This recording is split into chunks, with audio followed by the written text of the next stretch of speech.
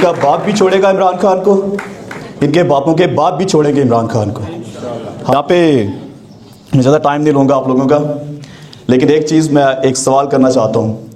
Denmark के army chief का नाम क्या है? कितने लोग जानते हैं? इमरान भाई आप जानते हैं? अच्छा, स्वीडन के आर्मी चीफ का नाम बता दें।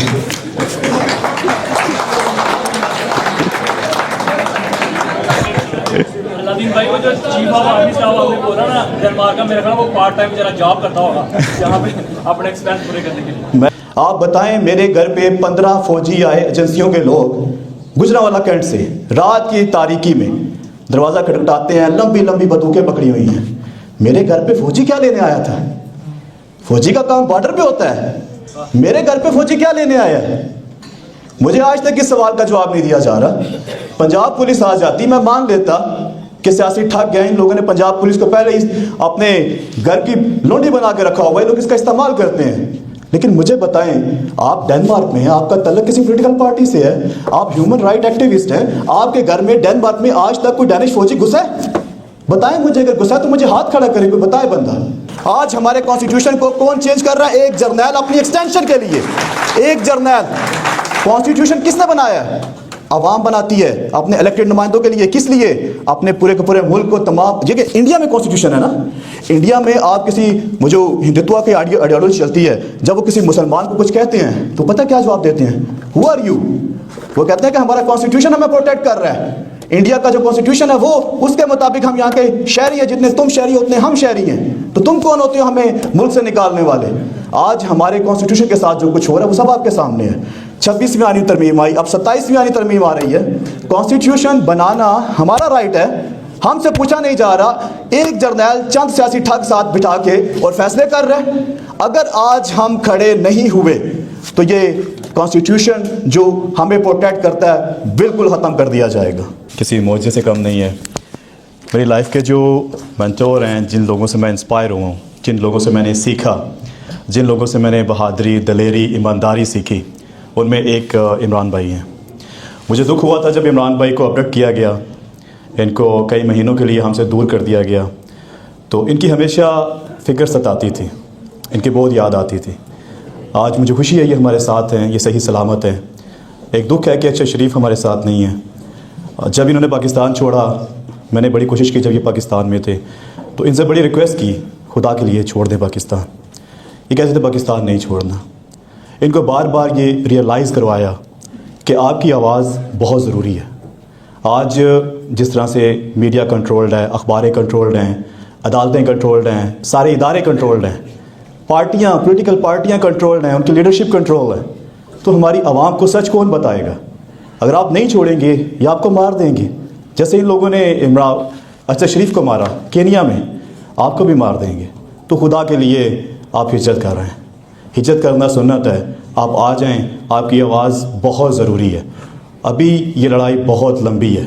हमने अपने मुल्क का कब्ज़ा छुड़ाना है इन जर्नैलों से, इन सरमायादारों से, चाहे वो सियासतदान हैं, चाहे इदारों में बैठी हुई काली भेड़ें हैं जो 75 साल से हमारे मुल्क को लूट रही हैं। हमारी खाल तक निचोड़ दिया उन लोगों ने, और मैं नहीं चाहता था कि हम इमरान भाई को खोएं। तो इमरान भाई का बहुत शुक्रिया, यहाँ पे मौजूद हैं, इन लोगों ने हमें वक्त दिया।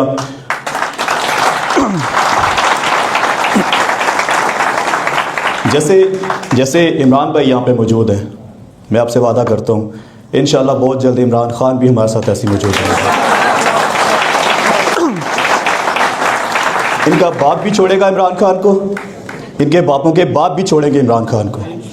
हमने बहुत इंतज़ार किया, हम देख रहे थे लीडरशिप की तरफ कि लीडरशिप कोई लाया अमल देगी, लीडरशिप कुछ करेगी। ये मेरा मुल्क है, वो मेरा लीडर है, मैं बचाऊंगा उसे।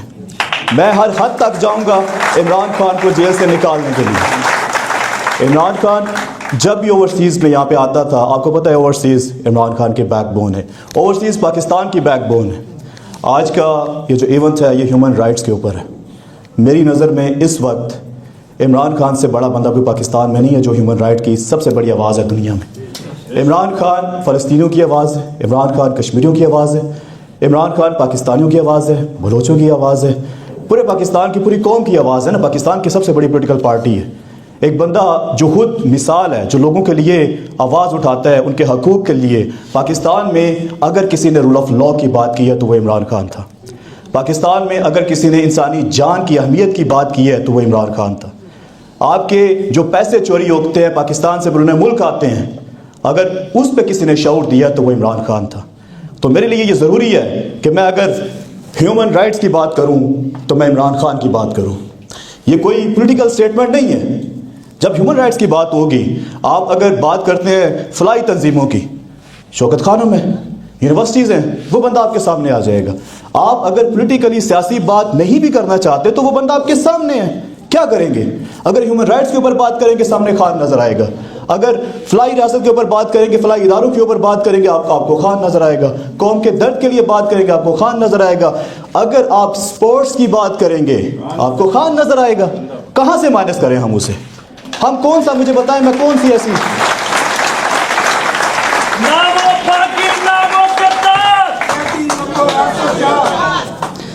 मुझे बताएं। ये जो इवेंट यहाँ पे ऑर्गेनाइज करवाया गया, ये ह्यूमन राइट्स का इवेंट है।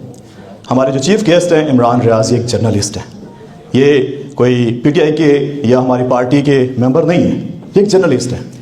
इनको इस वजह से भी पसंद किया जाता है। देखें, इनके पास भी चॉइस थी। जब पाकिस्तान में अदम एतमाद हो रही थी, सहाफ़ी बिक रहे थे, मीडिया बिक रहा था, अदालतें बिक रही थी, हमारे सियासी ठग बिक रहे थे, जो वजीर रहे हैं, जो वजारतें इंजॉय करते रहे हैं, हमारे पैसों के ऊपर याशिया करते रहे हैं, जब वो सारे पार्टियां बदल रहे थे, वो बिक रहे थे। जब मंसूर अली खान उधर जा रहा था, जब इकरारुल हसन जैसे लोग ज्वाइन कर रहे थे फौज को, जब शाहिद अफरीदी जैसे लोग जर्नलों की गोद में बैठ रहे थे, इनके पास भी ऑप्शन था, इनके पास भी ऑप्शन था कि ये भी चले जाते। नहीं गए ना, क्यों नहीं गए? आपके लिए नहीं गए, मेरे लिए नहीं गए। उस वक्त मैंने कहा था कि जो लोग मेरे साथ खड़े हुए हैं, जो मेरी कौम के साथ खड़े हुए हैं, हम उनके साथ खड़े होंगे। आज इमरान खान के साथ खड़े हैं, हमारी कौम के साथ खड़े हैं। इनके साथ खड़े हैं, हमारी कौम के साथ खड़े हैं, हमारी कौम के हकूक़ के लिए बात कर रहे होते हैं। आपका वंस अगेन इमरान भाई शुक्रिया, बहुत शुक्रिया। जितनी इन्होंने मुसीबतें झेली, जितनी तलखियाँ बर्दाश्त की, बयान नहीं की जा सकती। शायद मैं होता तो टूट जाता। इमरान भाई, यहाँ पे ये ह्यूमन राइट्स का इवेंट है। अगर पाकिस्तान में ह्यूमन राइट्स की बात की जाए तो पाकिस्तान का पूरा रकबा जितना भी है, कोई शहर मुझे बता दे जहाँ पे ह्यूमन राइट्स की वायलेशन नहीं हो रही। हर जगह के ऊपर ह्यूमन राइट्स की वायलेशन हो रही है। उसे अगर आप सियासी लिहाज से देखें तो वहाँ भी ह्यूमन राइट्स की वायलेशन हो रही है, समाजी लिहाज से देखें वहाँ भी ह्यूमन राइट्स की वायलेशन हो रही है।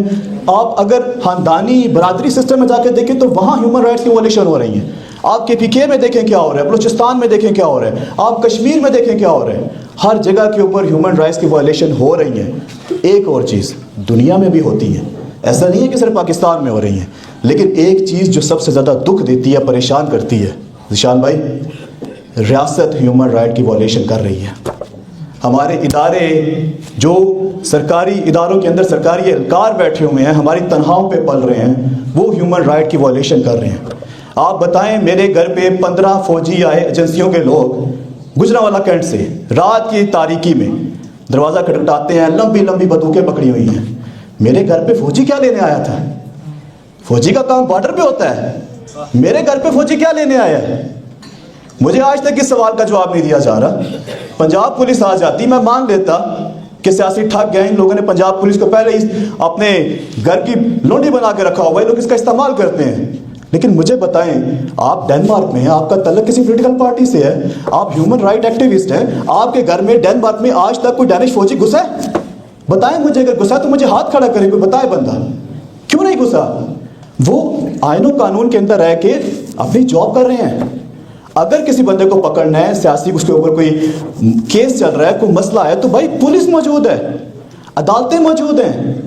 फौजी का क्या काम होता है अवाम के घरों में घुसना? मुझे आज तक इस सवाल का जवाब नहीं दिया गया। और उसके बाद कहा जाता है कि उस फौजी को बुरा मत कहो जो मेरे घर में घुसा। माशाअल्लाह, सुभान अल्लाह। तो क्या करूं, हार पहनाऊं उस फौजी को? जब एक रियासत बनाई जाती है, इदारे बनाए जाते हैं। इदारे किस लिए बनाए जाते हैं? आपके फलाह बहबूद के लिए बनाए जाते हैं, लोगों की फलाह बहबूद के लिए बनाए जाते हैं, लोगों की आसानी के लिए बनाए जाते हैं। पब्लिक कानून बनाती है, आइन बनाती है अपने इलेक्टेड नुमाइंदों के थ्रू। उसके बाद जाके जो इदारे होते हैं, जो सरकारी एहलकार होते हैं, उन्हें कहते हैं कानून नाफिज करने वाले इदारे। वो कानून नाफिज करते हैं। लेकिन बदकिस्मती ये है कि आज पाकिस्तान के अंदर जितने कानून नाफिज करने वाले इदारे हैं, सारे के सारे वही ह्यूमन राइट्स की वायलेशन में मुलव्वस हैं। अदालतें मुलव्वस हैं, सारे इदारे मुलव्वस हैं, फौज मुलव्वस है। पुलिस तो थी, अब हमारी दुनिया की 7वीं बड़ी फौज वो भी मुलव्वस है। अब बताएं कैसे मैं उनका नारा लगाऊं या कैसे मैं उनके साथ खड़ा हूं। मैं आज भी उन तमाम इदारों में बैठे सरकारी एहलकारों को इस प्लेटफॉर्म से, जो कि ह्यूमन राइट के लिए मुनक्कद किया गया है, पैगाम देना चाहता हूं, खुदा के लिए इदारों की जान छोड़ दें। पाक फौज की बड़ी इज्जत है। मुल्क जो होता है उसके लिए सारे जो इदारे होते हैं बड़े ज़रूरी होते हैं। आज जिस तरह से हमारी फ़ौज का इस्तेमाल किया जा रहा है हमारे लोगों के ख़िलाफ़, सिर्फ किस लिए? सियासी ठग बैठे हुए हैं, एक जर्नैल बैठा हुआ है, वो हमारी पूरी की पूरी फ़ौज, हमारी एजेंसियों, हमारे इदारों का इस्तेमाल कर रहे हैं। किस लिए? हमें दबाने के लिए कि लोगों को काबू किया जाए, वोट चोरी करने के लिए, गोलियां चलाने के लिए, बदमाशी करने के लिए, कि लोगों को शऊर ना आ जाए, लोग अपने राइट्स ना ले लें। मुझे बताएं, अभी डी चौक में जो गोलियां चली थी वो किसने चलाई थी? फौजी जवान आ गए थे वहां पे रात के अंधेरे में। वो स्नाइपर गन किसकी थी? फौजियों की थी। वीडियो मौजूद है। डी चौक में रेंजर्स, ये मुरीदके में टीएलपी अपना काफिला लेके निकल रही थी, उनके ऊपर गोलियां चलाई गई। किसने चलाई थी? रेंजर्स थी। बड़ी बड़ी बंदूकें लेके आए हैं। क्यों भाई?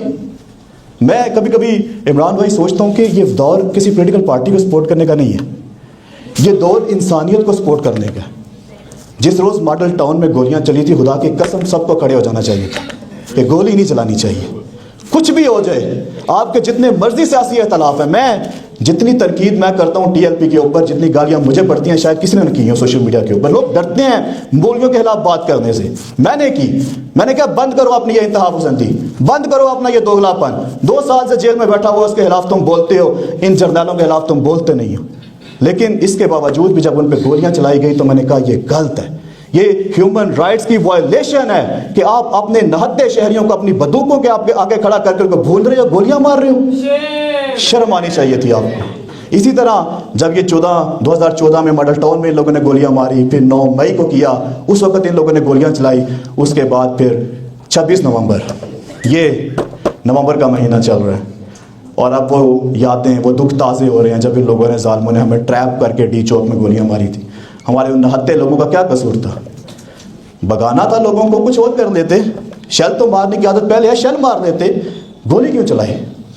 किसने हुक्म दिया था गोली चलाने का? आज तक उसके ऊपर जुडिशल कमीशन क्यों नहीं बनाया गया? किस बात से डरते हैं? आज भी हम ये उनसे डिमांड कर रहे हैं कि जुडिशल कमीशन बनाया जाए। यहाँ पे मैं ज़्यादा टाइम नहीं लूँगा आप लोगों का, लेकिन एक चीज़ मैं एक सवाल करना चाहता हूँ। डेनमार्क के आर्मी चीफ का नाम क्या है? कितने लोग जानते हैं? इमरान भाई आप जानते हैं?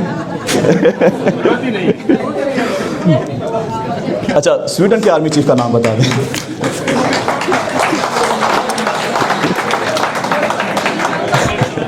अलादीन भाई को जो चीफ ऑफ आर्मी स्टाफ आपने बोला ना डेनमार्क का, मेरा ख्याल वो पार्ट टाइम जरा जॉब करता होगा यहाँ पे अपने एक्सपेंस पूरे करने के लिए। मैं इमरान भाई पिछले 5 साल से एक ओवरसीज़ पाकिस्तानी हूँ। मैं आपको सही बताऊँ, जब मैं पाकिस्तान में था तो मैं कहता था यही सब कुछ होता है, ऐसे ही चलता है। जब मैंने पाकिस्तान छोड़ा, मैं यहाँ पे आया, यहाँ पे मुझे इंसानियत नज़र आई। आपके लिए तो ये कॉमन है ना कि कुत्तों के भी हकूक़ हैं, दरख्तों के भी हकूक़ हैं। मैंने जब इन लोगों को देखा कि ये जब अपना बजट बनाते हैं तो दरख्तों के लिए भी पैसा रखते हैं बीच में, कि भाई हमने इतना पैसा दरख्तों के ऊपर खर्च करना है, हमने इतना पैसा कुत्तों के ऊपर खर्च करना है। पाकिस्तान की आधी आबादी गुर्बत की लकीर से नीचे है, जानते हैं आप? तकरीबन 44% लोग जो हैं वो 2 वक्त का खाना नहीं खा पा रहे। आपको पता है कितने करोड़ बच्चे स्कूलों से बाहर हैं? मतलब ये वो असल इश्यूज हैं जिनके ऊपर कभी कोई बात नहीं करता। हम सवाल करें तो बीच में फौज को ले आते हैं, हम सवाल करें तो कहते हैं कि ये गद्दार है। और भाई यहाँ पे भी तो कोई नहीं जानता आर्मी चीफ का नाम, तो क्या ये भी गद्दार है? यहाँ पे कोई आर्मी चीफ के नारे नहीं मारता, यहाँ पे उनकी रिसेप्शन नहीं होती। दुनिया का कौन सा मुल्क है यार जहाँ पे फील्ड मार्शल मदनियात हाथों में लेके कहता है कि आपको कैसा लगेगा?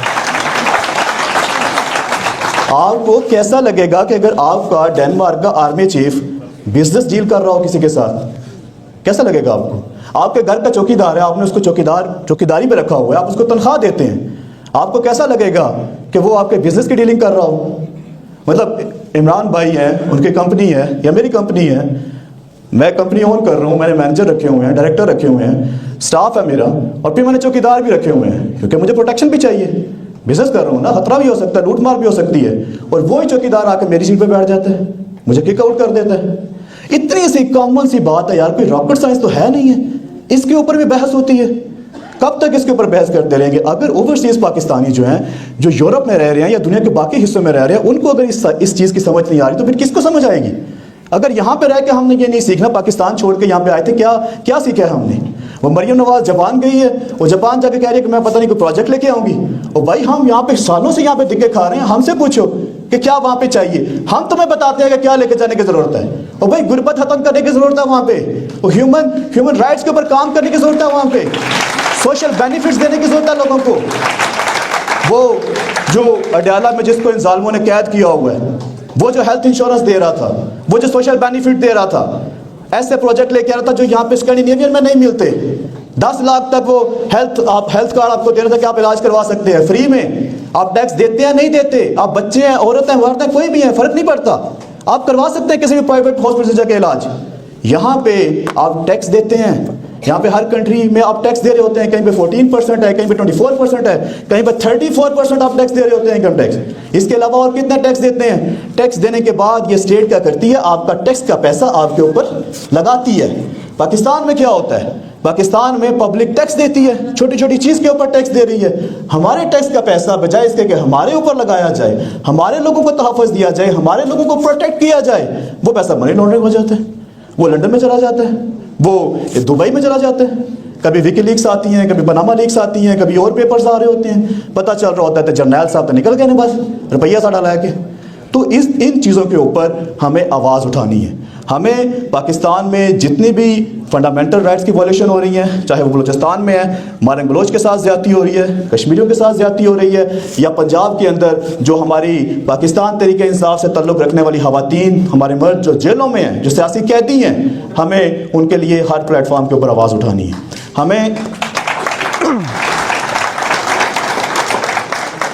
हमें जर्नैल साहब को ये पैगाम पहुंचाना है कि जर्नैल साहब, हम पाकिस्तानी हैं। ये जो परचम आपको नज़र आ रहा है पाकिस्तान का, अगर मैं कहूँगा कि मुझे इसकी हिफाजत करनी है तो मुझे इसके आईन और कानून की हिफाजत करनी पड़ेगी। अगर इसके अंदर से आप कॉन्स्टिट्यूशन की किताब निकाल देंगे ना तो कुछ भी नहीं रहेगा। आज अगर डेनमार्क चल रहा है तो कॉन्स्टिट्यूशन की वजह से चल रहा है। डेनमार्क का कॉन्स्टिट्यूशन ना आपका मजहब देखता है, ना देखता है कि आप पाकिस्तान से आए हैं, आप इंडिया से आए हैं, आप कहाँ से आए हैं। वो आपको बराबरी देता है, वो आपको इक्वालिटी देता है, वो आपको प्रोटेक्ट करता है। कौन करता है? कॉन्स्टिट्यूशन करता है। आज हमारे कॉन्स्टिट्यूशन को कौन चेंज कर रहा है? एक जर्नैल अपनी एक्सटेंशन के लिए। एक जर्नैल। कॉन्स्टिट्यूशन किसने बनाया है? आवाम बनाती है अपने इलेक्टेड नुमाइंदों के लिए। किस लिए? अपने पूरे के पूरे मुल्क को तमाम। ये इंडिया में कॉन्स्टिट्यूशन है ना, इंडिया में आप किसी जो हिंदुत्व की आइडियोलॉजी चलती है, जब वो किसी मुसलमान को कुछ कहते हैं तो पता क्या जवाब देते हैं? Who are you? वो कहते हैं कि हमारा कॉन्स्टिट्यूशन हमें प्रोटेक्ट कर रहा है। इंडिया का जो कॉन्स्टिट्यूशन है वो उसके मुताबिक हम यहाँ के शहरी हैं, जितने तुम शहरी हो उतने हम शहरी हैं। तो तुम कौन होते हो हमें मुल्क से निकालने वाले? आज हमारे कॉन्स्टिट्यूशन के साथ जो कुछ हो रहा है वो सब आपके सामने है। 26वीं आनी तरमीम आई, अब 27वीं आनी तरमीम आ रही है। कॉन्स्टिट्यूशन बनाना हमारा राइट है, हमसे पूछा नहीं जा रहा। एक जर्नैल चंद सियासी ठग साथ बिठा के और फैसले कर रहे हैं। अगर आज हम खड़े नहीं हुए तो ये कॉन्स्टिट्यूशन जो हमें प्रोटेक्ट करता है बिल्कुल ख़त्म कर दिया जाएगा। आज हम आखिरी दीवार हैं। जिस तरह इमरान भाई ने कहा था कि टक्कर के लोग पिछले 3 साल से मार खा रहे हैं लेकिन पीछे नहीं हट रहे। आज अगर हम खड़े ना हुए तो फिर शायद दोबारा मौका ना मिले। इमरान भाई हैं, अल्लाह इनको ज़िंदगी दे। इस तरह के बहुत सारे नौजवान हैं, बहुत सारे लोग हैं जो ह्यूमन राइट की वायलेशन के ऊपर, जो फंडामेंटल राइट्स के लिए बात कर रहे हैं। हमें चाहिए कि हम उन सब के साथ खड़े हों। अगर आज हम नहीं खड़े होंगे, मैं बार बार आपको बता रहा हूँ, 2 साल से ज़्यादा का अरसा हो गया वो बंदा आपका मुंतज़िर है। वो बंदा सोच रहा होगा कि ओवरसीज़ पाकिस्तानी तो हमेशा मेरे साथ खड़े हुए थे, आज उन्हें क्या हो गया है। ओवरसीज़ पाकिस्तानी पाकिस्तान में मौजूद पाकिस्तानियों से ज़्यादा शऊर रखते हैं, इस वजह से कि उन्होंने दुनिया देखी है। वो देखते हैं दुनिया में क्या हो रहा है। आज ओवरसीज़ अगर वो खामोश रहेंगे तो फिर जुर्म में शामिल हो जाएंगे। मैं आप तमाम लोगों से गुजारिश करना चाहता हूँ कि नेक्स्ट टाइम कहीं पे भी इस तरह की कोई इवेंट्स होते हैं, कन्वेंशन होती हैं, 16 नवंबर को बार्सिलोना के अंदर पाकिस्तान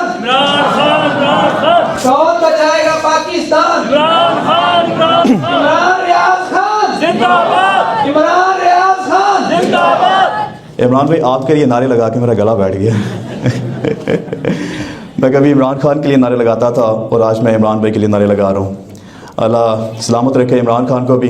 16 नवंबर को बार्सिलोना में कन्वेंशन होने जा रही है, पाकिस्तान कन्वेंशन के नाम से। इमरान भाई भी वहाँ पे इन्वाइटेड है। इसके अलावा ये कन्वेंशन ह्यूमन राइट्स के ऊपर हो रही है, इसका तल्लक किसी पॉलिटिकल पार्टी से नहीं है। वहाँ पे और भी सोशल मीडिया के लड़के होंगे, मैं आप लोगों से गुजारिश करना चाहता हूँ कि आप भी वहाँ पे पहुँचे। हमने अब खामोश नहीं बैठना। पूरे ओवरसीज़